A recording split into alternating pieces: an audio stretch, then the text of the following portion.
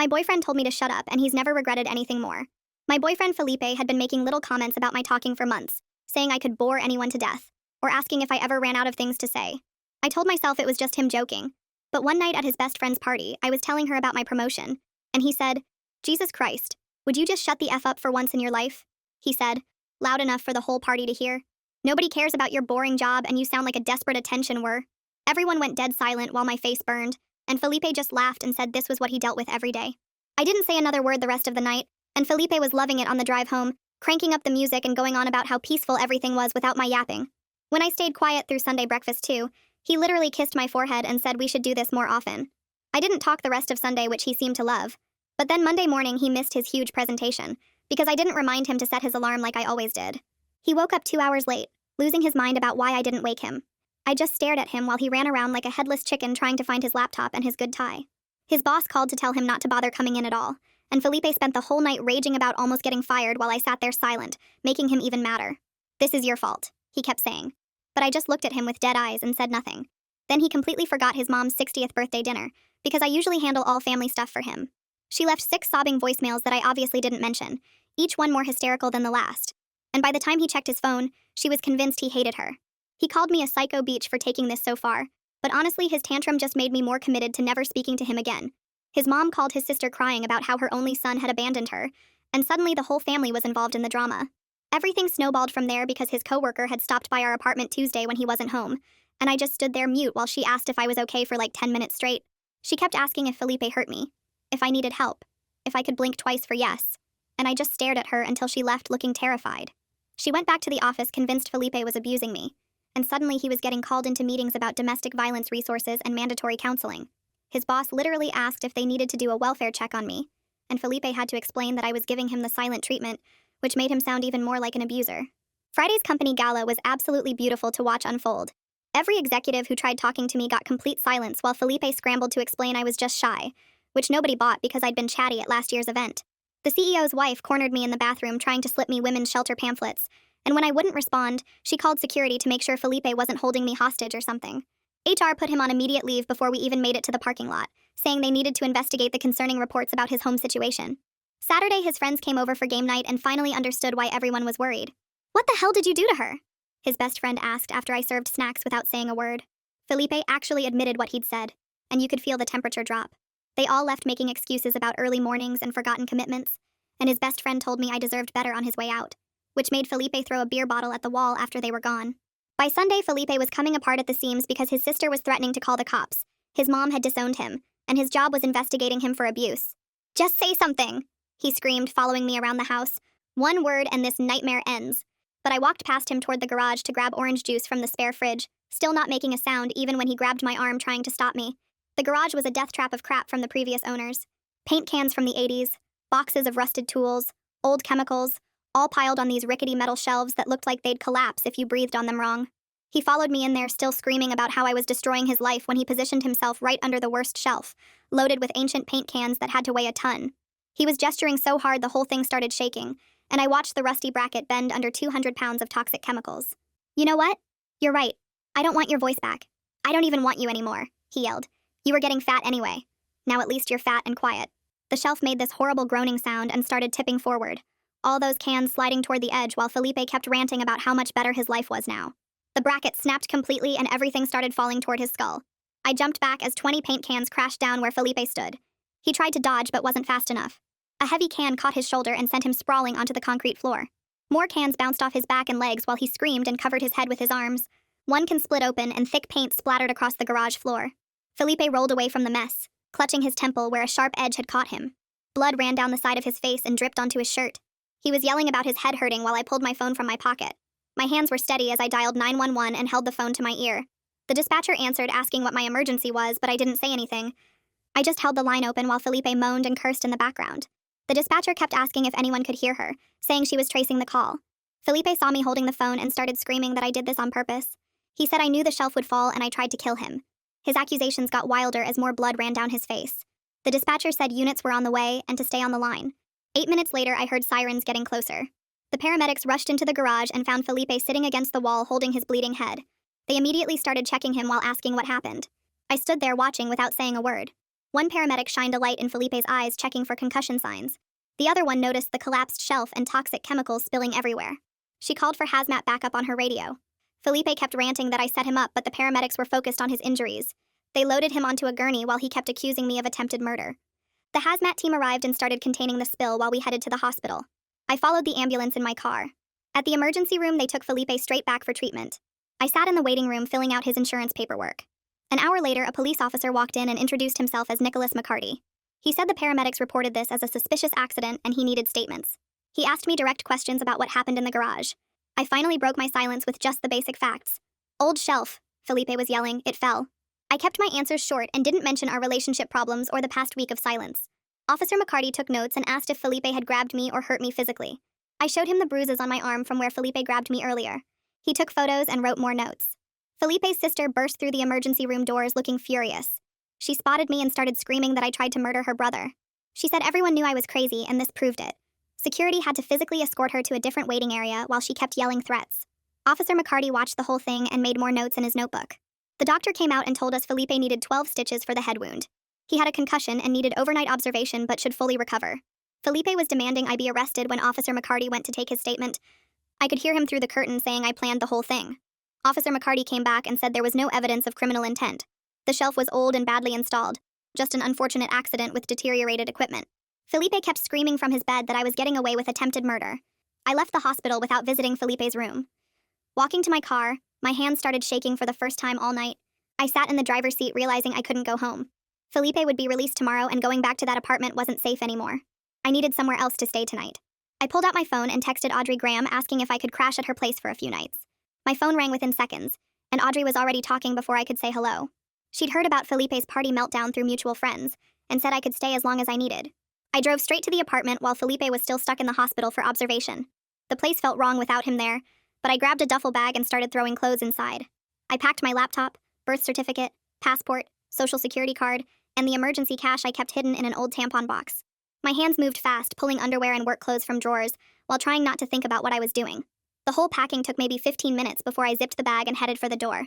My phone buzzed with a voicemail from someone named Chuck Hernandez who said he was the property manager. He was calling about the hazmat team that showed up at our garage and needed to document everything for insurance.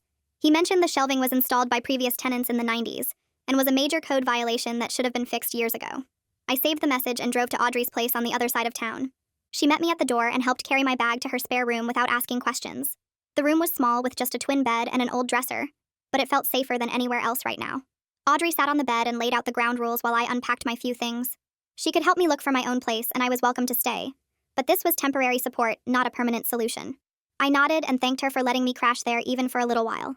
That night, I barely slept thinking about everything that had happened over the past week. The next morning, my phone rang, and Officer McCarty was asking follow-up questions about the incident. He wanted to know more about the bruising on my arm from where Felipe had grabbed me in the garage. He said it could be relevant to a domestic violence investigation if I wanted to pursue that route. I told him I'd think about it and hung up feeling sick to my stomach. I found a notebook in Audrey's kitchen drawer and started writing down everything that had happened. The party humiliation went at the top, followed by my silent treatment and Felipe missing his presentation. Then his mom's birthday disaster and his coworker thinking he was abusing me and the company gala mess. Seeing it all written out in order made the pattern crystal clear in a way it hadn't been before. Felipe had been getting worse and worse, and I'd just been taking it until I finally snapped. My phone rang again, and this time it was someone named Allison Sellers from HR at Felipe's company. She needed my side of what happened at the gala and with his recent workplace behavior. She promised the conversation would stay confidential and wouldn't affect any legal stuff that might happen. I gave her the basic facts about the party and the silent treatment and how people had gotten worried. She took notes and said she'd be in touch if she needed anything else for their investigation. Later that afternoon, I got a text from an unknown number that turned out to be Felipe. He'd been discharged from the hospital and was already sending me messages that jumped between calling me names and begging for forgiveness. One text said I was a psycho who tried to kill him, and the next said he loved me and couldn't live without me. I screenshot every single message without responding, and started a new folder on my phone just for his texts. Chuck Hernandez emailed me an official report about the garage shelving that afternoon. The document stated the shelves were installed by previous tenants in 1993, without any permits or safety inspections. This meant I had zero liability for what happened, which felt like one small weight off my shoulders. I forwarded the report to Officer McCarty in case it mattered for anything legal down the road. Felipe kept texting throughout the day, and each message got more desperate or more angry than the last. He said I'd ruined his life and then begged me to come home so we could work things out. He threatened to come find me and then promised he'd go to therapy if I'd just talk to him. Every text got screenshot and added to my growing collection of evidence about his behavior. That evening, my phone showed a voicemail from Felipe's mom and my stomach dropped. Her voice was shaky and she kept stopping to cry while she talked. She didn't understand what was happening between us, but begged me to please talk to her son. She said he was falling apart and needed me to help him get better. She mentioned how much she'd always loved me like a daughter, and how this was breaking her heart. I saved the message but didn't call her back because any contact would just make everything worse. Felipe would use his mom to manipulate me if I gave him any opening at all. I knew his patterns too well after 3 years together to fall for that trick. Audrey found me staring at my phone the next morning and sat down across from me with her coffee, watching me for a long moment before asking if I was doing the silent treatment thing for revenge, or because I was actually protecting myself. The question hit me harder than I expected, and I had to really think about what I wanted from all this mess with Felipe. I started to answer but realized I didn't actually know anymore, because what started as anger had turned into something else entirely. She waited while I thought about it, and finally I told her maybe it was both, but now I just wanted to be safe and move forward. She nodded and squeezed my hand before heading to work, leaving me to figure out my next steps. Around noon, Allison Sellers called to schedule our formal interview, and I met her at a coffee shop near Felipe's office that afternoon. She had a notebook and recorded our conversation while I went through everything that happened at the party, how his coworker had gotten worried when I wouldn't talk, and the whole disaster at the company gala. I stuck to just facts without adding my opinions or feelings about any of it. She wrote down every detail about the CEO's wife trying to give me shelter pamphlets and security getting involved, and HR putting Felipe on leave right there in the parking lot. She asked a few follow-up questions about previous incidents, and I mentioned some of the comments Felipe had been making for months about my talking too much. When we finished, she said they took these situations very seriously and would be conducting a thorough investigation. The next day, Officer McCarty called to check in and mentioned I should think about getting a protective order given Felipe's physical grabbing and all the threatening texts. He explained the process was pretty straightforward since I had documentation of everything, including the bruises on my arm from where Felipe grabbed me in the garage. He emailed me the forms and contact info for the courthouse self-help desk, where someone could walk me through filing. I printed everything out and started filling in the paperwork, my hands shaking a little as I wrote down all the incidents. 2 days later, I needed to get more of my stuff from the apartment, and Officer McCarty arranged for a patrol car to be there while Felipe was at work. The officer waited in his car while I went inside and grabbed clothes, my laptop charger, some important papers, and a few personal items I couldn't replace. The apartment felt weird and empty, even though all Felipe's stuff was still there. I tried not to look at our photos on the walls or think about the 3 years we'd lived there together. I packed everything into garbage bags as fast as I could and practically ran back to the patrol car. That evening, Audrey came home with news she'd heard from a mutual friend who still worked at Felipe's company. Felipe was officially on investigatory leave pending the HR review, which meant he wasn't allowed in the office or to contact any coworkers.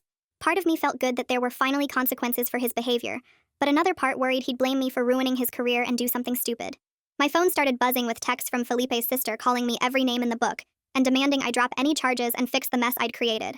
She said I was destroying their family, and that Felipe didn't deserve this over one little comment at a party. Each message got nastier and more threatening, until she was saying she'd make sure everyone knew what a psycho I was. I screenshot every single text and forwarded them to Officer McCarty, who said he'd add them to my file and might need to have a conversation with her about harassment. The next morning, a friend from book club sent me screenshots from a group chat I didn't even know existed where Felipe had been making fun of me for months. The messages went back to last year with him calling me annoying, saying I never shut up, joking about how he wanted to tape my mouth shut. Other guys in the chat laughed and encouraged him, sharing their own stories about their nagging girlfriends. One message from 2 months ago said he was planning to put me in my place soon, and the others had cheered him on. Reading through all of it made me realize this wasn't some sudden outburst at the party, but something he'd been building up to for a long time. I saved every screenshot and added them to my growing folder of evidence, feeling sick that I'd been living with someone who talked about me like that behind my back. Audrey helped me look at apartment listings that afternoon, focusing on buildings with security doors and month-to-month leases, since I wasn't ready for anything long-term. We drove around looking at 3 different places, and I liked a small studio in a secure building with cameras and a doorman. The landlord said I could move in next week if my application got approved. That night, Felipe's mom sent a long text saying she understood if I needed space, but hoped we could all work things out and be a family again someday. She said she'd always thought of me as the daughter she never had, and this whole situation was breaking her heart. She didn't mention Felipe's behavior at all, just kept saying how much she missed me and wanted us all to reconcile. Her message was sweet, but showed she had no idea how serious this was, or what her son had really done. I didn't respond, but saved the message with all the others. After thinking about it all night, I decided to send Felipe one text setting clear boundaries about communication going forward. I typed out that all contact needed to go through lawyers only, and he wasn't to reach out to me directly or through other people anymore. Within an hour, my phone started buzzing like crazy with texts from Felipe calling me every name in the book. He went from saying I was a cold-hearted witch to begging me to talk to him to threatening to show up at Audrey's place. Each message got screenshot and sent straight to Officer McCarty, who added them to my file. The next morning, Allison Sellers called to say she'd been interviewing people from the gala all week. 3 executives confirmed Felipe had been grabbing my arm and getting aggressive while I stayed completely silent. The CEO's wife told Allison she'd been so worried about me, she almost called 911 from the bathroom. 2 servers remembered Felipe yelling at me in the coat check area when we were leaving. Allison said the pattern was clear, and the HR case was getting stronger with each interview. That same afternoon, Chuck Hernandez emailed me an official report about the garage shelving. He'd gone through old inspection records and found that the previous tenants installed those shelves in 1994 without any permits. The brackets were never rated for that much weight, and the whole setup violated multiple safety codes. He sent copies to the insurance company and said this protected me from any liability if Felipe tried to sue me about his injuries. His report specifically stated the shelving was a pre-existing hazard that should have been removed years ago. Felipe kept texting me all day even though I'd told him not to contact me. He'd send 5 angry messages calling me names, then switch to apologizing and saying he loved me.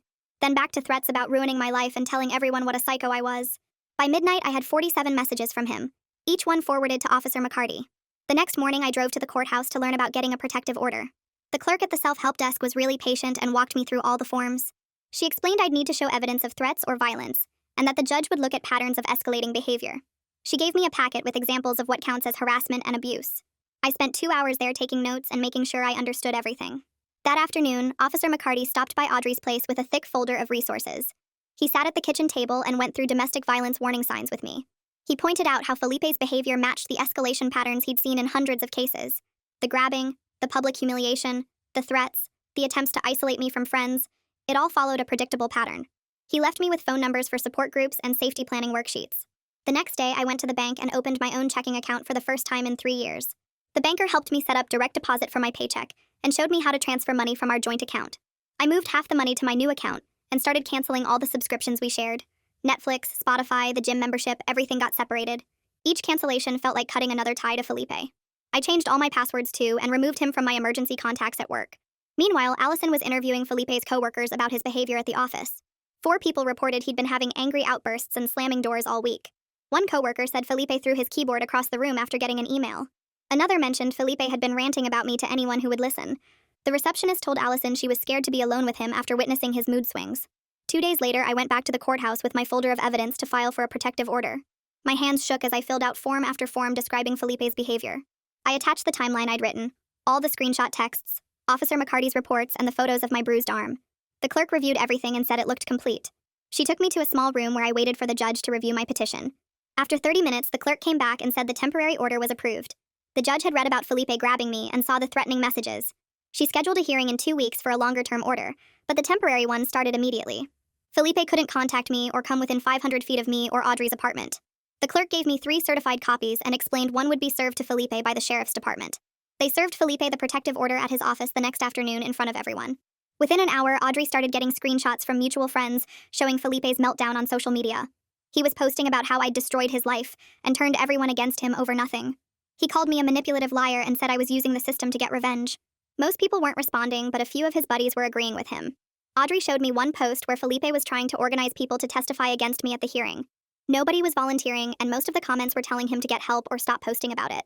His sister commented that he needed to take responsibility for his actions, and his mom just posted a crying emoji. 3 days later, Allison called me while I was eating cereal at Audrey's kitchen table. She said HR had finished their investigation and found Felipe broke multiple company rules about workplace behavior. They were looking at everything from required anger management classes to maybe firing him completely. Her voice was careful and professional, but I could hear papers shuffling in the background. She asked if I had any questions, but I just thanked her and hung up. That same afternoon, Audrey drove me around to look at apartments since I couldn't stay on her couch forever. The first 2 places were gross with water stains on the ceilings and weird smells in the hallways. The third one was a tiny studio above a bakery that smelled like fresh bread every morning. The landlord was this older woman who took one look at me and said she understood starting over. She offered a month-to-month lease, which meant I could leave whenever I wanted without being stuck. I filled out the application right there using Audrey's address as my current residence. 2 days before the protective order hearing, I spread everything out on Audrey's dining room table. I had printed every text message and organized them by date with little sticky tabs marking the worst ones. The photos of my bruised arm went in a clear plastic sleeve along with Officer McCarty's reports. I made a timeline on index cards showing how things got worse each day of my silence. Everything went into a binder with labeled sections, so I could find stuff quickly in court. My hand stayed steady as I punched holes in each paper and clicked them into place. The morning of the hearing, I put on my only business outfit and drove to the courthouse alone. Felipe was already there with some lawyer in a cheap suit who kept whispering in his ear. When my name got called, I walked to the front carrying my binder and sat at the table the clerk pointed to. The judge was an older woman with reading glasses on a chain who looked tired already at 9 in the morning. She asked me to explain why I needed the protective order extended, and I kept my voice flat and calm. I told her about the party and the silent treatment and how Felipe grabbed my arm hard enough to leave marks. I showed her the photos and the text messages where he called me names and threatened me. Felipe's lawyer jumped up saying I was making everything up to ruin Felipe's life out of spite. The judge told him to sit down and asked Felipe directly about grabbing my arm. Felipe started saying it wasn't that hard, and I was being dramatic, but the judge cut him off. She asked if he grabbed me or not, and Felipe mumbled that maybe he did, but only because I was ignoring him. The judge looked at him over her glasses for a long moment, then started writing. She extended the protective order for 6 months and made it clear Felipe couldn't contact me at all. No texts or calls or messages through other people or showing up where I lived or worked. She told us both to get counseling and said if Felipe broke the order even once, he'd be arrested immediately. Felipe's face turned red and his lawyer started to argue, but the judge was already calling the next case. I walked out past Felipe without looking at him and drove straight to Audrey's apartment. The next week, Allison called again with the final HR decision about Felipe's job. They weren't firing him, but he had to complete anger management counseling before coming back to work. He got a final warning in his file, and they were moving him to a different department with no client contact. His new job would be data entry in the basement with no chance of promotion for at least a year. She said they took workplace safety seriously, and thanked me for my cooperation with their investigation. After the hearing, Felipe's family had different reactions that trickled back to me through mutual friends. His mom started texting me these long messages about how she was praying for both of us. She said she knew her son had problems and hoped I could forgive him someday, but understood if I couldn't. Meanwhile, his sister kept posting stuff on social media about gold diggers and liars without using my name. She finally stopped when someone commented that Felipe admitted to everything in court. The family started using Felipe's cousin as a go-between for anything involving shared bills or mail that needed forwarding. Moving day came 2 weeks after I signed the lease on the studio apartment. Audrey helped me carry boxes up the narrow stairs while the bakery owner gave us free coffee. I'd bought a bed and dresser from a thrift store and found a small table at a garage sale. The couch was actually decent considering someone left it on the curb with a free sign. Everything was cheap and mismatched, but it was mine, and Felipe had never touched any of it. That first night, I made pasta on my tiny stove and ate it sitting on the floor. I could hear people walking on the sidewalk below and smell bread from the bakery starting their overnight baking.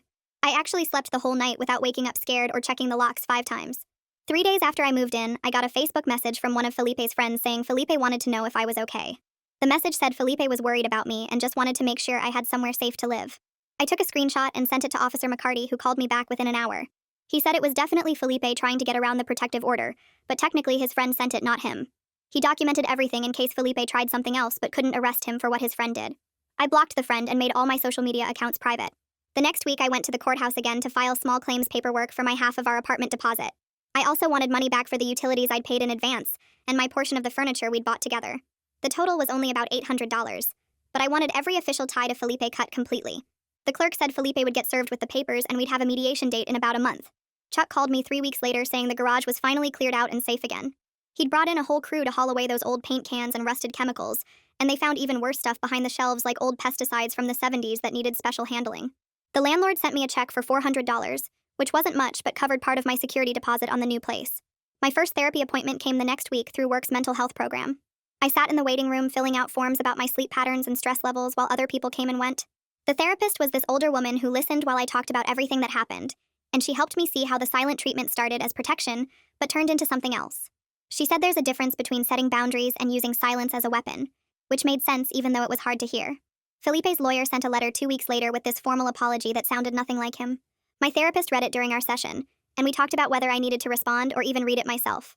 We decided together that engaging with it wouldn't help my healing, so she kept the letter in my file in case I ever wanted it later. The small claims mediation happened exactly a month after I filed the paperwork. We sat in separate rooms while the mediator went back and forth trying to work out an agreement. Felipe agreed to pay me $400 of the $800 I asked for, which wasn't everything but meant I could close that chapter.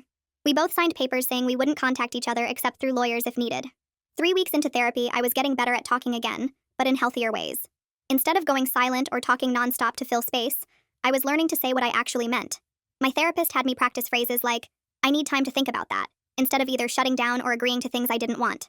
The progress felt slow, but every week got a little easier. My days settled into this new pattern of going to work, seeing my therapist on Wednesdays, and slowly reconnecting with friends. Some people at work had heard about the whole silent treatment thing and thought I was crazy, but Audrey and a few others understood that sometimes you do what you have to do to survive. I started having coffee with a coworker who went through her own bad breakup, and we'd sit in the break room comparing notes on starting over. Felipe finished his mandatory counseling after 2 months, according to what I heard through mutual friends. He was back at work in some different role where he didn't deal with clients anymore. Someone told me he was already dating this girl from his gym, and I felt bad for her, but knew warning her would just drag me back into his mess. 2 months after that shelf fell in the garage, I was actually doing okay. My studio apartment had plants on the windowsill and pictures on the walls, and I'd painted one wall this soft blue color that made the place feel bigger. I was sleeping through the night without checking the locks constantly, eating regular meals instead of stress snacking, and could walk past places Felipe and I used to go without my chest getting tight. My voice was back but different now, stronger and clearer about what I wanted and didn't want. The protective order was still in place for 4 more months, but I rarely thought about it anymore. Work was going well since I could focus without all the drama, and my boss mentioned a possible promotion coming up. I'd joined a book club through the library and actually spoke up during discussions instead of just nodding along. My therapist said I was making real progress in understanding my patterns and breaking the cycles that led me to someone like Felipe in the first place.